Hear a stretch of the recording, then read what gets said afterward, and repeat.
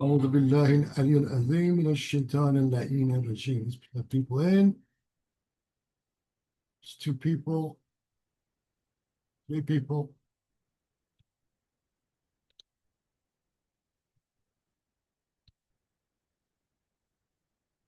Say, son, you know.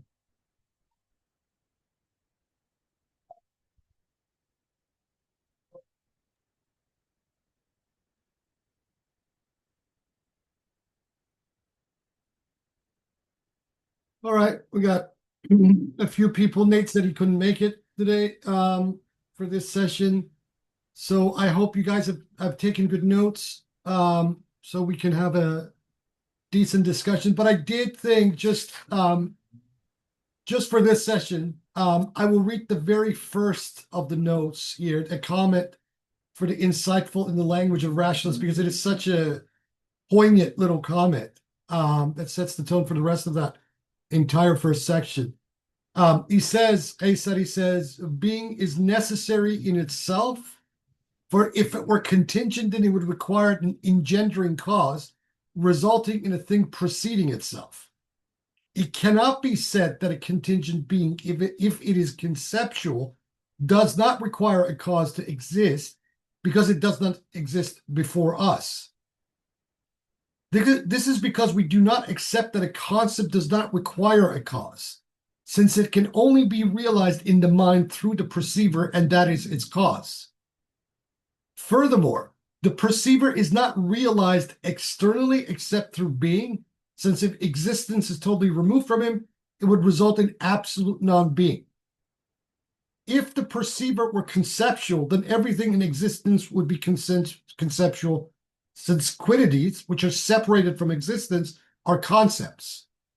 So right off the bat, this is a very categorical but very important statement that Qaysari is making, whereas he's making the mahiyat, meaning the ayana thabita, into only a conceptual reality. That's how he's holding them. And so then he says the falsity of this claim is obvious. The realization of a thing through itself does not remove it from being something real, since the nature of being qua being is obtained through the specific necessary existence externally. It is necessary for the nature to exist within it, but without an existence superadded to it. Thus, if it were contingent, it would have needed a cause necessarily. This is a point that Mullah Sadra did explain, but not, in my opinion, as clearly as Qaysari is expressing it here in this first section or of the first note of the first section. Anyway, I hope you guys have taken your notes for the remainder of this particular section, because now I'm opening the floor so we can discuss anything that is opaque in this. If you're quoting from the book text, cite me the page number as well, please, if you would, so I can then retrieve it here in the text itself. So without further ado, the floor is open.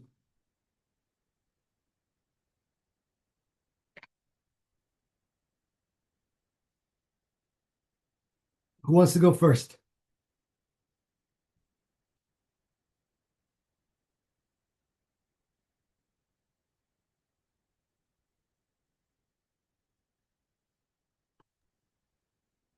I'm not prepared. Okay. All right. I have to admit, I just finished reading it like just a half an hour ago, and Okay.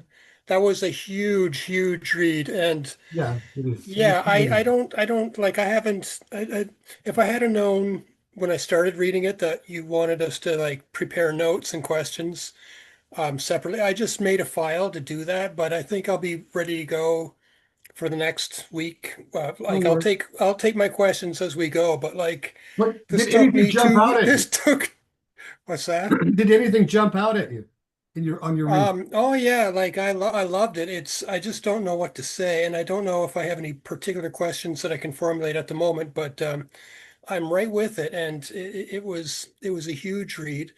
And as we said the last meeting for this book, I'm really seeing a lot of like the whole greatest name basically is really being illuminated and elucidated more and more all the time. And so I just wanted to make that point right off the bat. And that's pretty much all I wanted to say for starters. I'd like to hear what other people had to say, but yeah, I just kind of put it Personally, down and to me, this entire first proposition of his commentary on the fusus is to me both a condensed formulation of the first mashriq of the wisdom of the throne, but to me, simultaneously, it's a much clearer argument than the one that Mullah Sadra makes. Well, Sadra makes this powerful argument, very well reasoned, but to me, what Qaysari is doing here is far clearer. This has always been yes. my takeaway, and so between the first mashriq of the wisdom of the throne and this first proposition of Qaysari's commentary on Ibn Arabi's Bezels of Wisdom, I usually come back to this more than I go to the first proposition of the wisdom of the throne. The difference Mhm. is that with Mullah Sadra's explanation then obviously kind of, shoehorns the whole modulation, and it's very pronounced in his explanation in that first mashriq. Whereas with Mhm. this, it's not as pronounced. It's kind of there in the background. Right.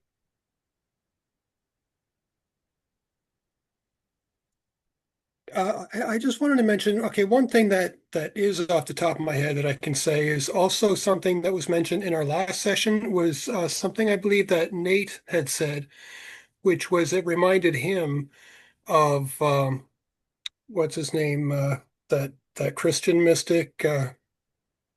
Eckhart, Oh Michael God, Eckhart, and no, the guy with the oh shoot. Nicholas of Cusa.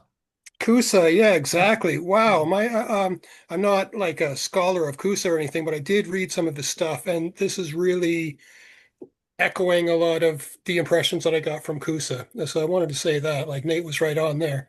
Yeah, he was. And Definitely right on there. so I'm seeing that Nicholas Akusa, I'm seeing the greatest name, and yeah. So I mean, without actually verbalizing any particular thoughts on the subject, and also like Go ahead. it's kind of weird. Like it's almost paradoxical that we would even discuss it and like analyze it because it almost the analysis almost kind of contradicts the point of it all, like the whole Which what he's is trying to communicate. that's a great observation. This is one of the endless points of criticism that has been leveled at the feet of Ibn Arabi's later descendants, and particularly by even some modern scholars who study Ibn Arabi, that they are trying Mhm. to formalize Ibn Arabi in a way that he shouldn't be formalized. And Right. Qaysari and his teacher Abdul Razak al-Kashani, and before them Jandi and his teacher Sadruddin Qunawi, were the four major figures that propelled all of this. The systematization of Ibn Arabi to a coherent philosophical, school. Whereas when you Mhm. read Ibn Arabi himself, not just the Fusus al but even in his Meccan revelations, the Futuhat al-Makkiyah, he defies this kind of systemization, even though he himself, takes on the language of the Aristotelians and bends it and reformulates definitions and argues with them and spits out something completely new. All of that he does, but Mhm. still, Ibn Arabi in himself defies this kind of formalization that these guys, the four generations after him, subjected him to. So your Mhm. point is absolutely well taken. Mhm. Going back to what you said about the greatest name, we should kind of bracket this that with the Akbarians specifically, the greatest name is the all comprehensive name, which is Allah. Okay. Now, this is a very Yeah, right. interesting debate because in the genealogy of the history of what the greatest name is, the more esoteric the school, the less likely that they're going to define or identify any actual name as being the greatest name. Then you have these hadith by the Shiite imams and collections like Khulaini, where they make statements like the greatest name is a name containing 73 letters, only 72 of which have been disclosed by God, the last one belonging to Muhammad alone, right?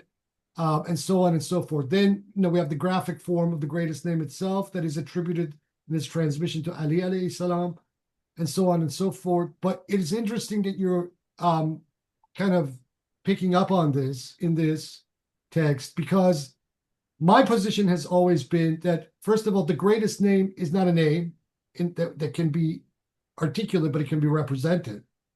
So we can have a Yeah. representation of the greatest name.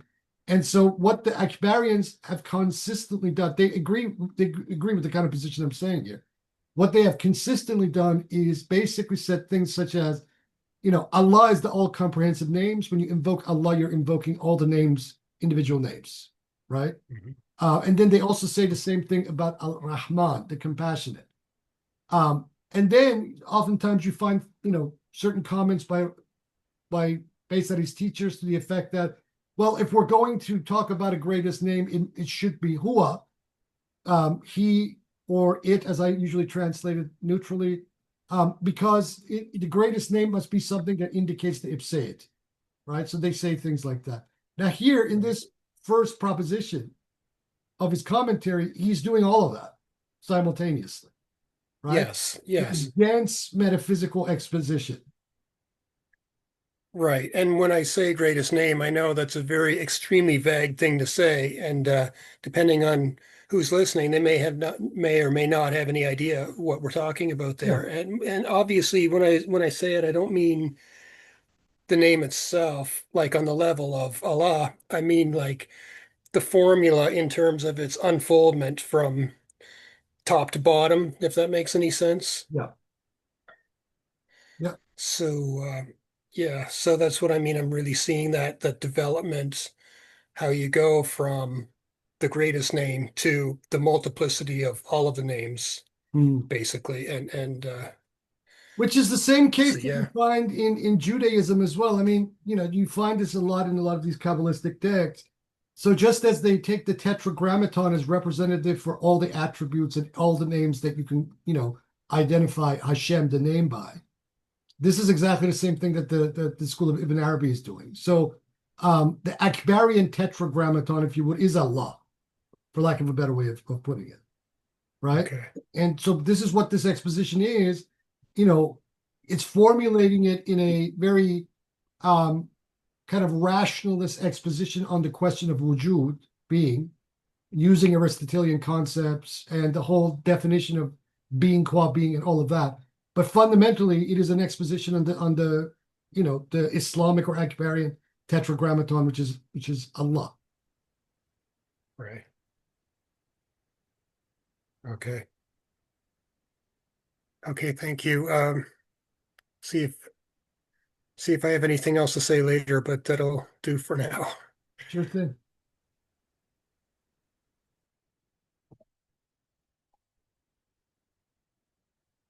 Anybody else? Okay, CD, I'll take the stage. I also checked some paragraph, didn't formulate very clear What questions, page? Give but me the page number. this first one is 43 in the bottom of the page, where he starts to talk about universal natures. Hmm. Where the argument roughly is that existence is a universal nature, A and natural universal. yes, natural universal, Yep. and everything which is natural universal exists only in its individuals. So existence only is possible to exist in its individuals. And then he refutes the argument. Did you read the note? The note number 53 by the translator does a pretty good job. He says that in the chapter of Idris, Qaysari defines the natural universal, that the kulli tabi'i. He says that note that the natural, the tabi'i, in the view of the people of truth, refers to the dominion, malakut of the body, the jism. And it is a power that pervades all bodies.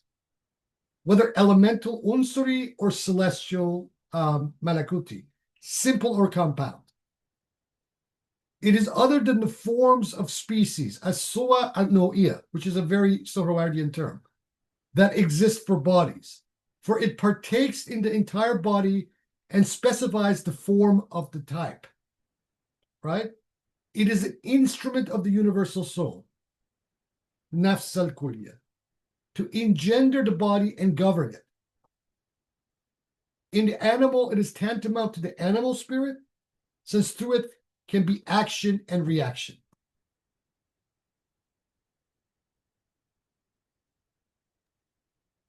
Know what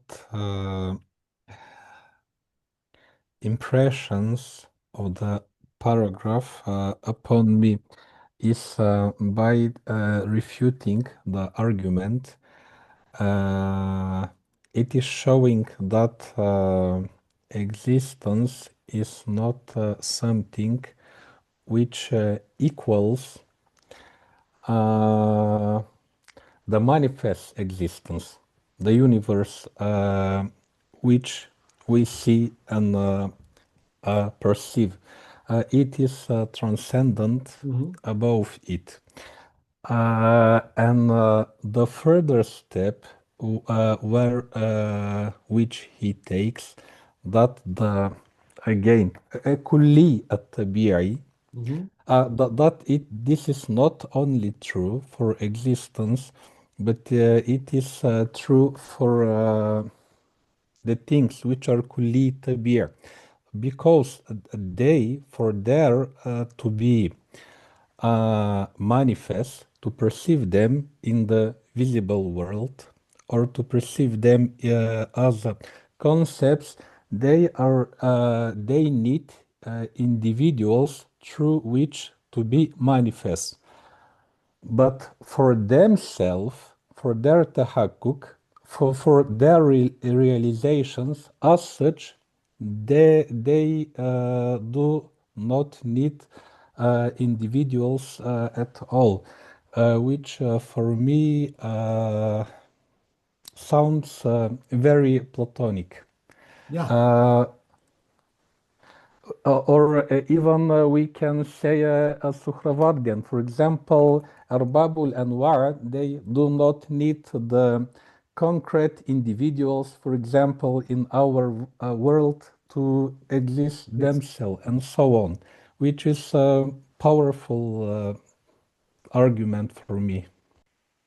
But just remember that these soar, ilmiya, these intellectual forms, as Ibn Arabi then says pretty clearly at the beginning of the fusus in the first chapter of Adam, they don't possess essential existence other than through a locus of material manifestation, which becomes its essential existence, wujuda ayniya, right? So this is the paradox, and it's not a paradox. There's a kind of a logic to the way that these guys are treating this subject, because some of the way that the Peripatetics dealt with the question of being qua being ends up in some very weird formulations that it's, for example, by making being an accident, right? Without explaining, how being can be an accident of something. So how can something exist if that existence is accident, right? What precedes that, right? There must be some kind of archetypal existence to a thing before its formal existence. But if you make existence an accident of that, then that creates a real contradiction in an ontological formulation. And these are things that the Akbarians were quite sensitive to when discussing this, and just basically showing the irrationality of the position that the Peripatetics were in their logical rationalist formulations over this question were falling into traps.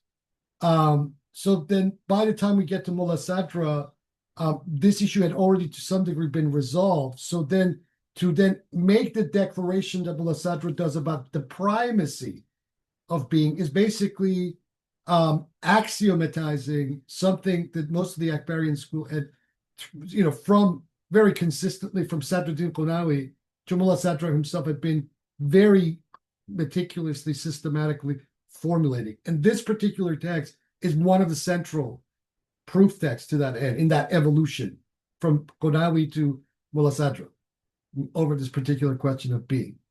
And so this is what he's pointing out to.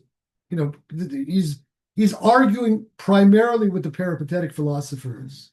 And at the back of the mind, the context animating this entire debate is over this very weird resolution of the peripatetics about being an accident. Well, I mean, this makes just from any, even a non-Akbarian point of view, when you just reduce the formulation in the way that Avicenna and his successors kind of posited this question, there's just a myriad of contradictions, primarily because they are kind of locked in a very specific semantic frame of dealing with this subject, with this particular subject, that they kind of then have straitjacketed themselves from being able to overcome. And it was the Akbarians very specifically who overcame this, and this particular text is one of its proof texts to that end. So that by the time that we got to Mullah Sadra, then making that leap and making that assertion as the primacy, as an axiomatic primacy, is almost logical move on the part of Mullah Sadra. But contrary to certain people who want to make of Mullah Sadra, for example, kind of this unique development in the history of philosophy, my point of view is more nuanced. Mullah Sadra is undoubtedly the greatest Islamic philosopher, but almost the entirety of what Mullah Sadra is saying on the question of being itself is coming directly from these Akbarians, and particularly the generation after Ibn Adam. And Qaysari's commentary, it was very popular commentary during the time of Mullah Sadra. We're almost certain that he had read it multiple times. And if that is the case, then this particular proposition would have been his own intellectual context in formulating the primacy of being in the way that we read it in the Wisdom of the Throne and in his four journeys, the Asfar Arba, etc. So Mullah Sadra didn't come out of a vacuum. This debate was already ongoing, and these are some of the arguments that were being thrown around, a few hundred years before him. And this argument, the same argument, the vicious circle, which Qaysari explains, because if we say that the kulli tabi'i needs its individuals, ashkhas, for its existence, it is safe for the individuals that they are needing the kulli tabi'i, and there we goes the vicious circle. Not Because necessarily. Just remember. I mean, maybe in some sense it looks like a vicious circle, but just look at it from this way.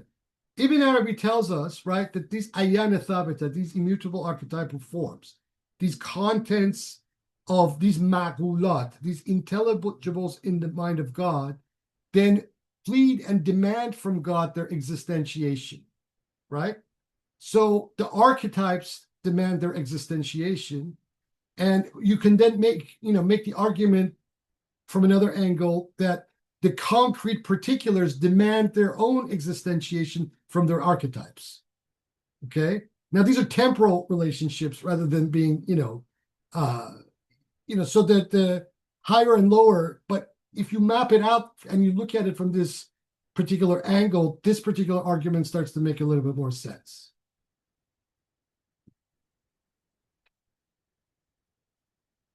And one more thing, let me see if I can take the paragraph. Yes, it is the same page, 2 or 3 paragraphs earlier, that if it is said the necessity is an accidental relation, and so on and so forth, which speaking about the wujud existence is wajib. It is necessary by itself. So Qaysari is explaining, some may try to prove that necessity is itself a conception of the mind, and in this way, that necessity of being or existence, it is something which is nothing more again that conception of the mind. And then the refutation that we can say of mahiyat, the different mahiyat, the different qualities, when we think about them, to make this distinction, if they are necessary or contingent by virtue of their essences. But when we speak about existence itself, the necessity is not some type of quality or accident of it, but it's the necessity of the necessity and existence. They are one and the same thing. Yeah. This is why he Because says in that paragraph, okay, if that thing is being itself, capital B, then necessity pertains to its essence and not something else. exactly. This is because necessity requires absolute otherness, not just in external reality, just as knowledge necessitates otherness between the knower and the thing known. Sometimes conceptually when the thing is perceived in itself, and sometimes as external reality when it is perceived by something else.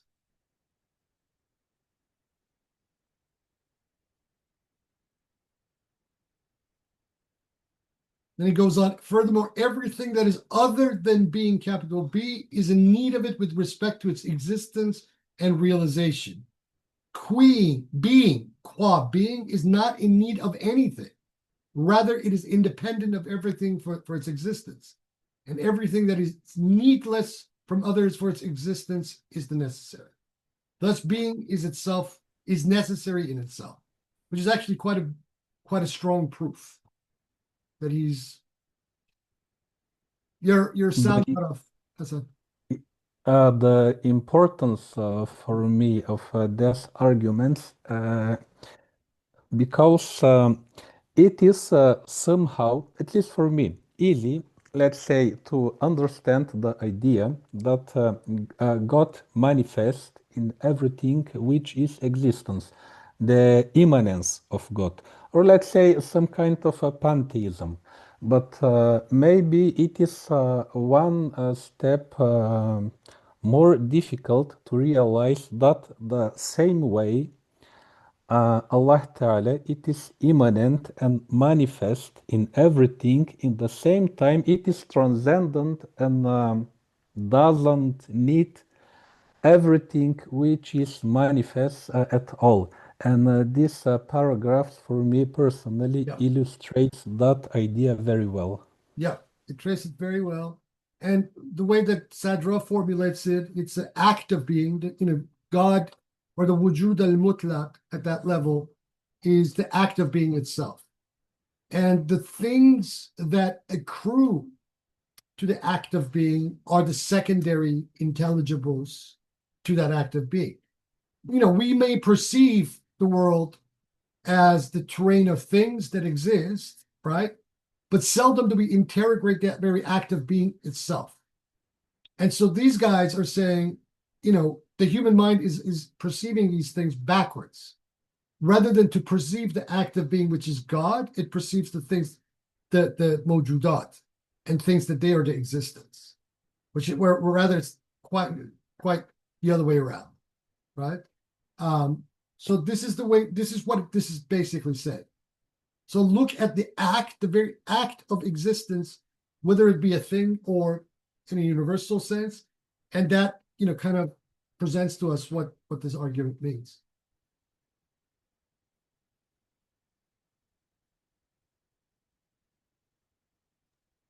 So that's were at the moment my remarks. Okay. Thank you for your comments, No problem. Sidi. Hussein. Yeah, just sticking with with this page and these arguments for the necessity of being. I was like deconstructing them just as arguments, and I like to do that and then see, where each of the premises is coming from. The arguments themselves are very, they're syllogisms, like they're kind of simple. There's two premises and a conclusion in both cases, in all of the cases. But with respect to the first premise, so just taking the very top of 43, the first argument he gives, being is neither substance nor accident, as mentioned previously. He does that on page 35, I think. Everything that is contingent is either a substance or an accident, therefore being is not contingent, but established as necessary. And that's a very straightforward argument. And the major premise, I think, is that makes sense to me, that everything that is contingent is either a substance or an accident. For the first premise, you have to go back because he mentions it previously. Being is neither a substance nor accident. And I think what he says is that substances are, I think what he's saying is that they're mawjudat, that a substance is an entity, which is a locus for an accident. And an accident is something that inheres in the locus. And Yes. so being does not inhere in anything, but being is not a substance because it's not a being, right? It's wujud, it's not mawjud. So I guess my question there is, how do we know that? Because if something is not divisible into its parts or defined by its results, accidents, however you want to call it, cannot be defined by usia and accident, araf. Now the question is that, this is kind of academic, but it's a very valid question. The concept of usia in whether Aristotle or the Neoplatonists is very fluid concept. Okay, you cannot just strictly translate it as substance, because usia can sometimes also have the denotation of wujud in the Aristotelian and Neoplatonic conception. But insofar as we define usia as substance, right, as johar, rather than wujud, then this argument holds, because it is all things, but not any one of them. It cannot be defined either by the fact that all things are beinged, right? Rather, that definition flows in the other direction. And since it cannot be defined, then, and substance requires inherence within a locus, then we cannot define, we cannot formulate this in any other way. Okay, So so by is there the inability to formulate it in any other way, then this is how we know. Okay, yeah, that's kind of what I was thinking, is that there's some kind of something apophatic here. Yeah, of course. Yeah. Yeah. Yeah. That's in all of, you suppose, yeah. Yeah. So okay.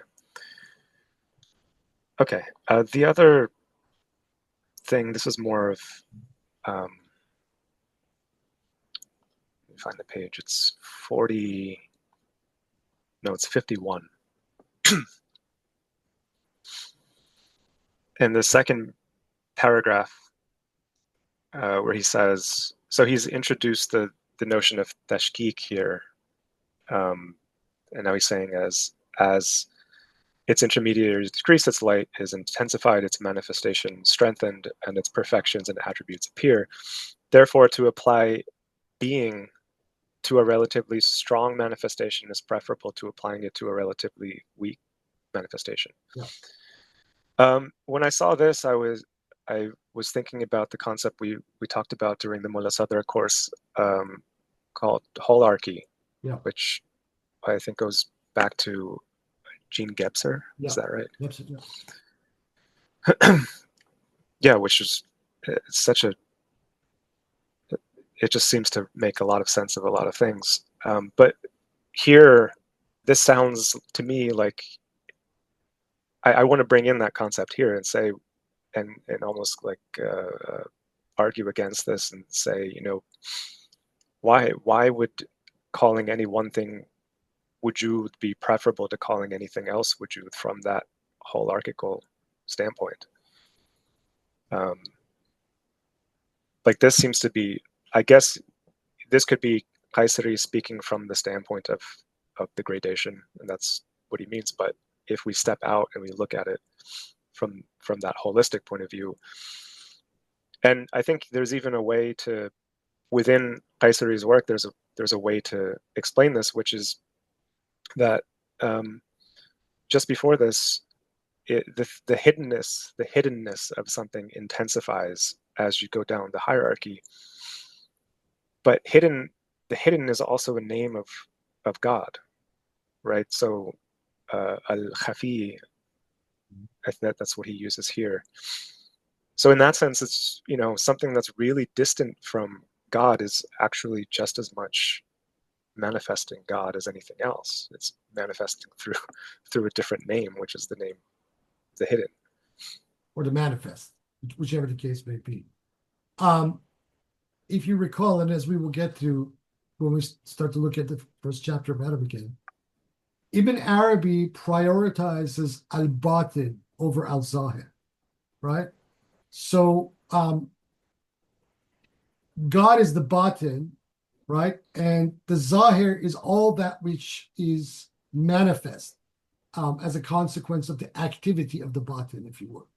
So taking it from the point of view of tashkik, modulation, what is implied here is that the more hidden something is on a relative scale, the closer to the first principle it is, right? So this gives you your kind of relative holarchy, if you would, in this particular context. And so the more something is manifest on the existential plane, the less intense it is in relation to wujud. This is one way to look at it. If that is, we take that premise that Ibn Arabi tells us in the Fusus al-Hikam very seriously. Now, what that does, that particular argument does to the question of the immutable archetypal entities or the quiddities is quite interesting to me. Because is it asserting, therefore, that the ayan thabita are more being, are more wujud than their physical instantiations? A Platonist would obviously say yes. You know, the archetype is far more real than its instantiation. The instantiation occurs in a terrain of generation and corruption. It comes and time passes away. Therefore, the archetype is more real because it doesn't. So that's one way to look at it. But by the same token, what Ibn Arabi also tells us is that these immutable archetypal essences are intelligible realities. They don't possess essential existence, which is perceived in the material world, right?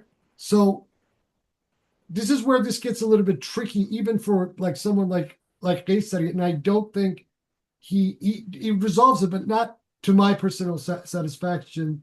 So if it is the case that the material instantiations require existentiation in the same way that the immutable archetypal entities require existentiation from God, right? Then what is, how can we then say that this higher level intelligible is more real than its material, prototype?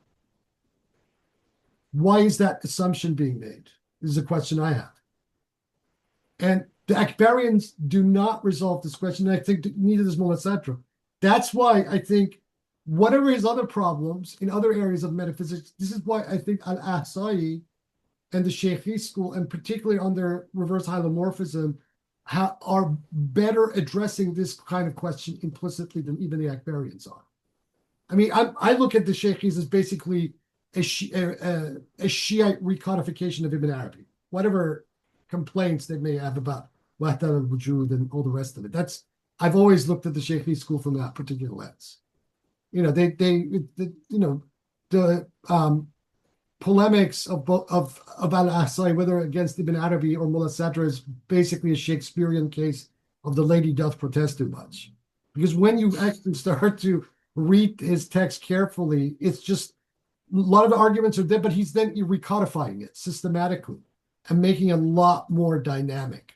And that is why that reverse hylomorphism of Shaykhis makes a lot more logical sense too from a metaphysical point of view than what these guys are saying, because it doesn't resolve this sticky problem of what Qaysari just put his finger on. You know. Yeah, I've been going back and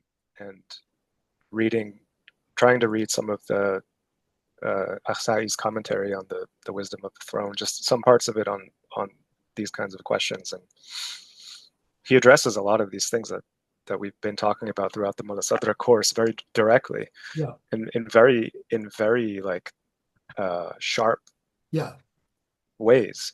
Yeah. Yeah, it's interesting to think about this in terms of matter. I guess I wasn't thinking of it in that way, but that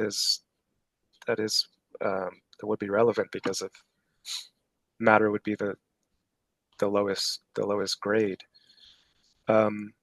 At least, you know, one would think so. I mean, but when you reverse the terrain, these are the sorts of questions that then, when you juxtapose it to what these guys are saying here, become extremely relevant question. How, you know, when we're talking about the question of being, once we have the question of modulation and what he said here about, you know, something that is hidden is more being than you know, otherwise, then what does that tell us, or what does that do to the relationship between an archetype and its prototype and its material manifestation?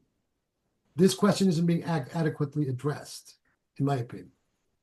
There are axioms being thrown out here, and some of these axioms are great, but this particular angle of it is a bit vague with the Akbarians. Well, I wonder about what I was suggesting, that maybe there's a way to resolve it through just the idea that everything is a manifestation of a name, even at the lowest level, if we want to call it the lowest level. And because this Akbarian school is so it's like their language is so caught up with the names. It's all about the theophany of the names. To me, that seems like it might be a way to resolve it. And there's another place in the text where that was popping out at me, which is where he's talking about the different levels. If just for a second, I want to interject to what you're saying here in the end of the section.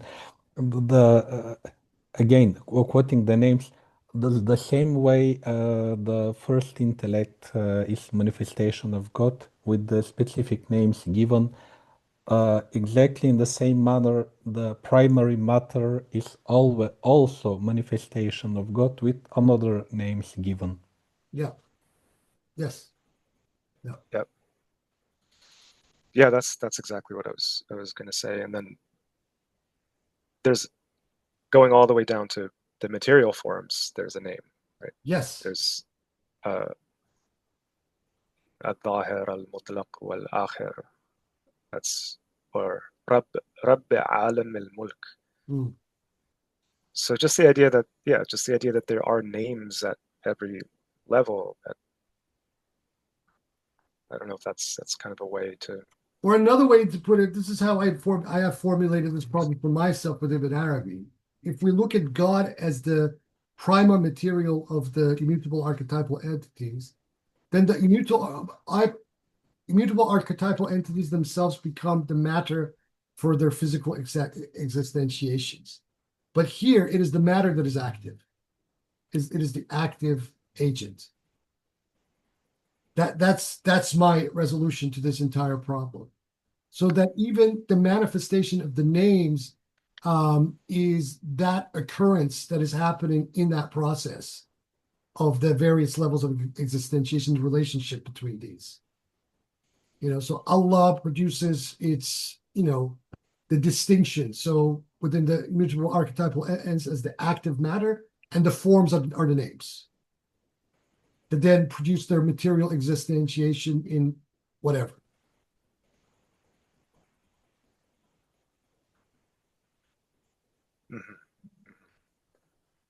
Okay.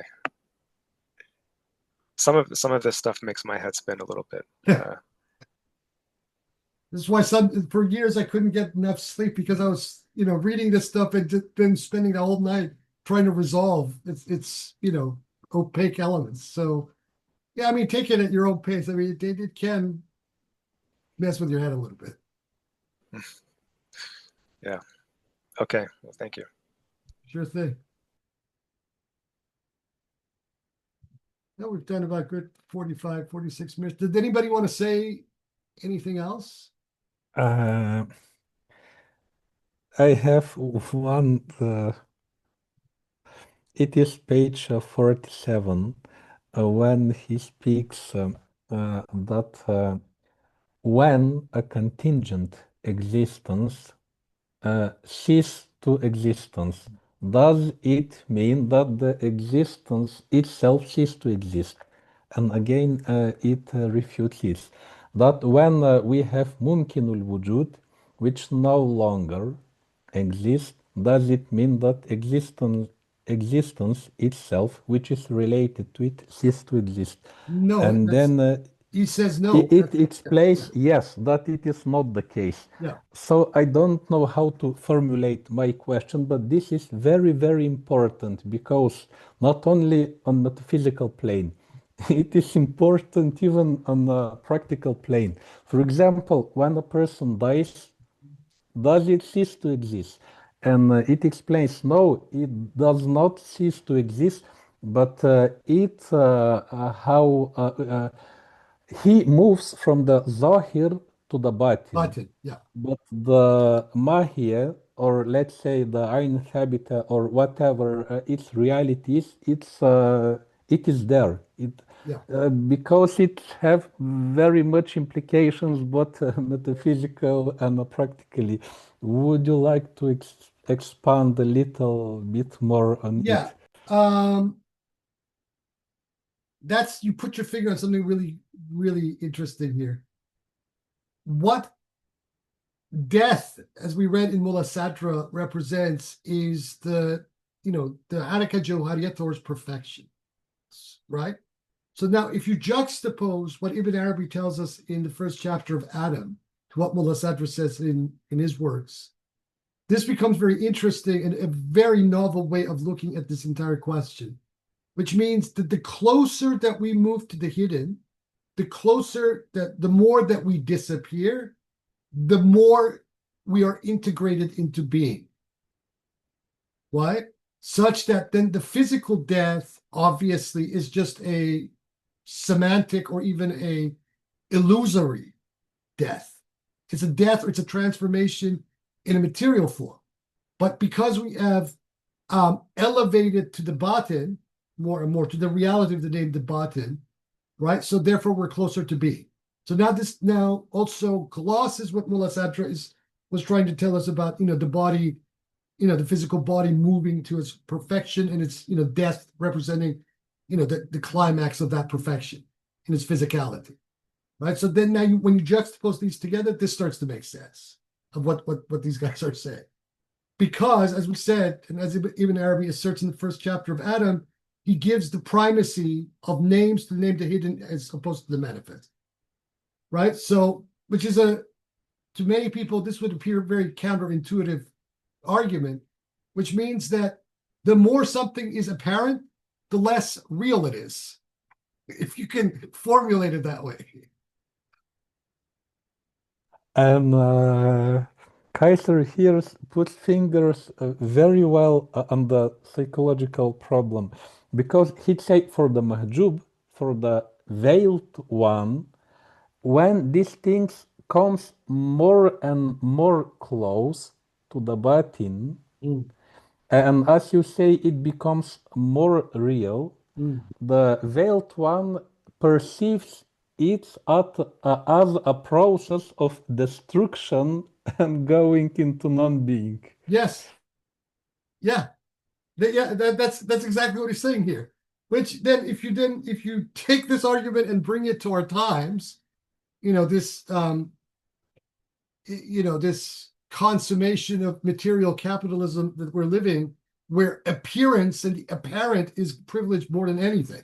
So if anything, our civilization is the culmination of the name Al-Zahir more than anything else. Everything is Zahiri, right?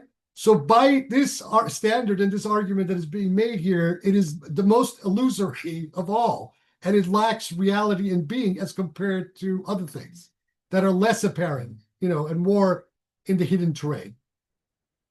That is what it possesses more being than this civilization that we're a part of.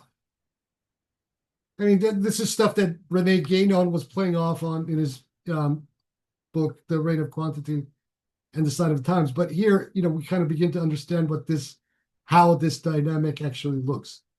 And it also then explains a certain adapt. This is the thing in these sorts of metaphysical codes that we're reading with, whether with Qaysari or even with Sohrawardi, a lot of these metaphysical codes also telegraph and convey and communicate a sort of ethical comportment, an attitude of the Salik. So it's not as if you're just, basically intellectualizing a metaphysical idea, abstract.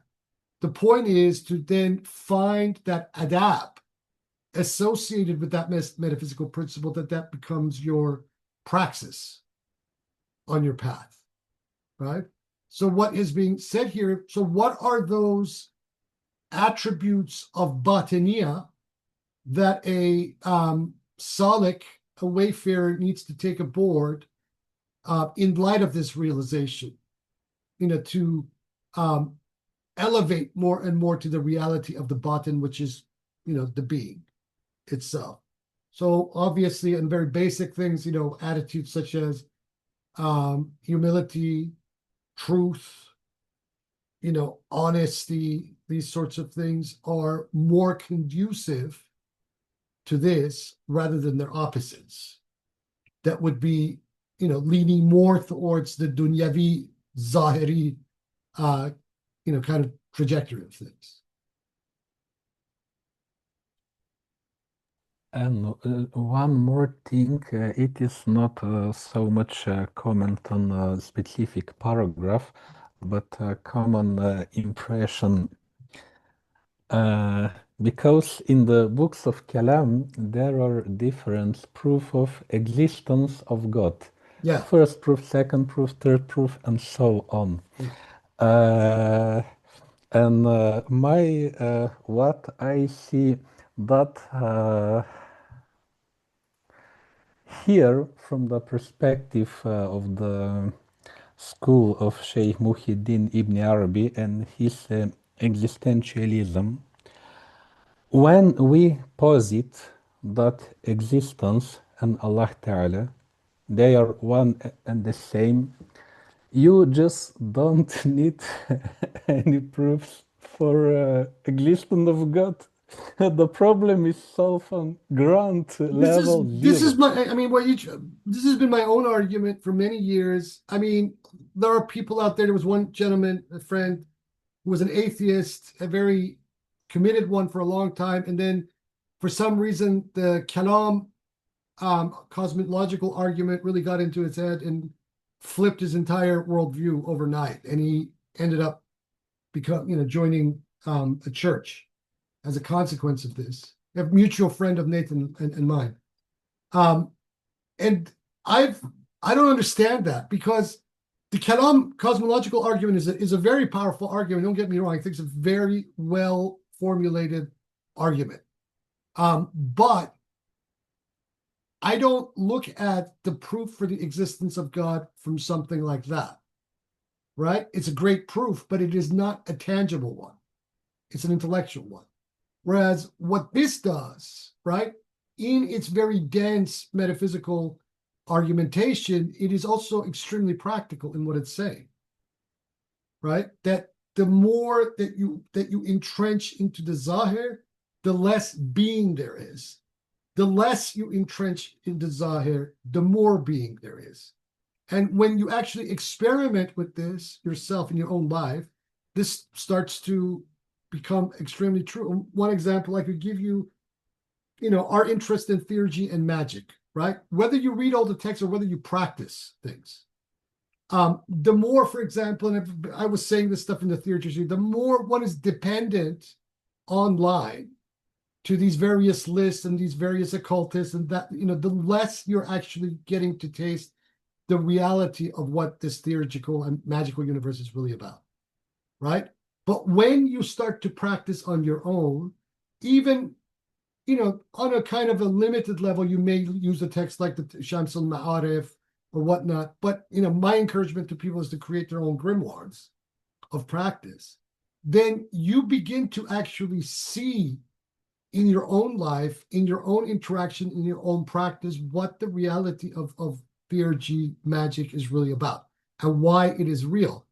But that requires you to get away from that popularized dimension that is, kind of industrialized magic now online and elsewhere in our times, where people, there are hundreds and thousands of different lists of people joining, and everybody's, offering a product and a book to read and a course to attend to and all of that sort of thing. And people don't get anywhere. They try, some of them, they try various formulas. I get, messages and emails from people every day practically saying, they want to learn from me. And then I asked them, I said, well, what exactly do you want to learn from me that you cannot perform on your own? And the answer invariably is a variation, is that they're seeking a formula that works. But that's kind of the wrong attitude, as this, this chapter is trying to tell us here, because it doesn't matter even if I give you my super secret formula, right? Because your adapt for and your praxis is limited in its kind of horizon, it's not going to work for you. So you can, I can give it to you, sure. I can advise you to do this, that, and the other thing.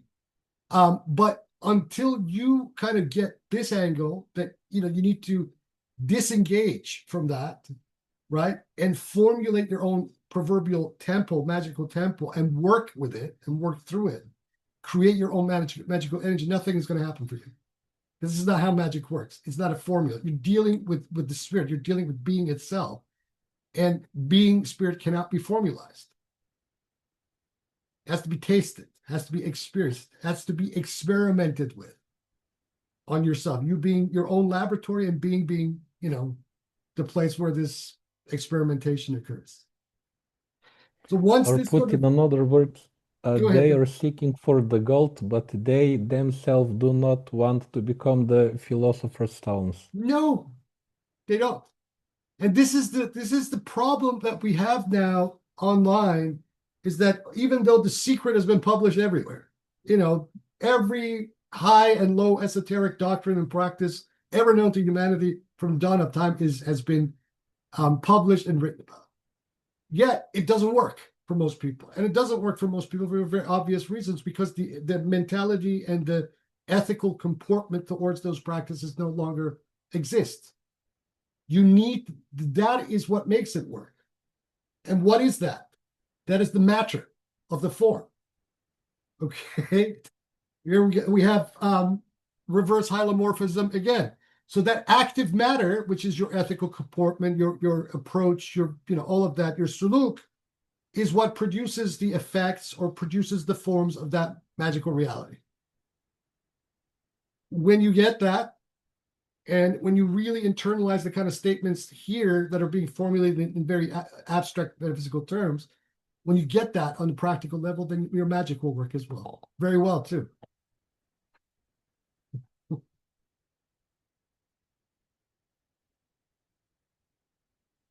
That is the key to everything. So it's not about formula. It's about attitude, approach. To connect it to the session from yesterday, when it says about the spring of life, how to in which direction to search it, and the says, go answer, anywhere you whatever direction you أينما take. تولوا ثم وجه الله. Wherever you turn is the face of God. You know, go here, go east, west, wherever. It doesn't matter. Take whatever road you want. You'll get there. Yeah. Yeah. This is the approach. And you know, it doesn't really even matter whether you are you know, confessionally a Muslim or not a Muslim. That's even irrelevant in the you know, final question of things. It's all about your own inner comportment, adab, you know, and that is where the you know, where the reality of the himma really kicks in. And so then your intentionality becomes that vehicle, that causality that makes things happen in the world out there. And he puts his finger on here as well, where that he makes the perceiver, us, the shahid, the cause of these external realities in the world out there. He says this in this very proposition.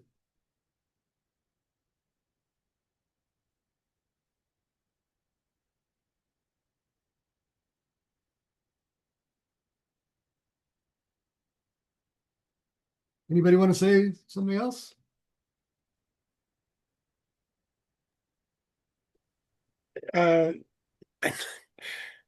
No, not really. Not now. Not after that speech. No, I think I just had a. It can wait till next time. Just a little puny questions that maybe should wait till next time because Sure. that was a great speech.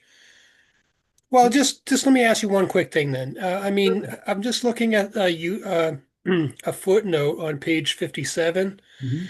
about universal prime matter. I wanted to ask you if the conception of reverse holomorphism might contradict anything that Qaysari might be saying here, such as like in this Maybe. footnote. Not as explicitly as the way that Mullah Sadra formulated towards the latter part of that final mashraq that we read. These guys are a little bit kind of fence sitters on this question. You know, Okay. they may express the normal hylomorphic, you know, model, but when you read to them, sometimes they say things that kind of makes you believe that they're actually reverse hylomorphicists. Hmm. I just want to get your opinion on this particular footnote.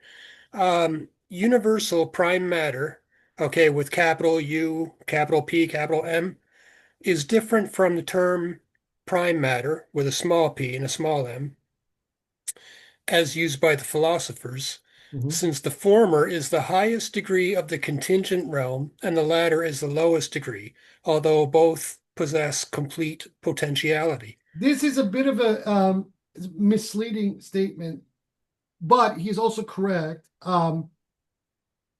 Al-Hayula al-Ula, or the highly, the materia prima, right, is dealt differently between philosophers and the mystics.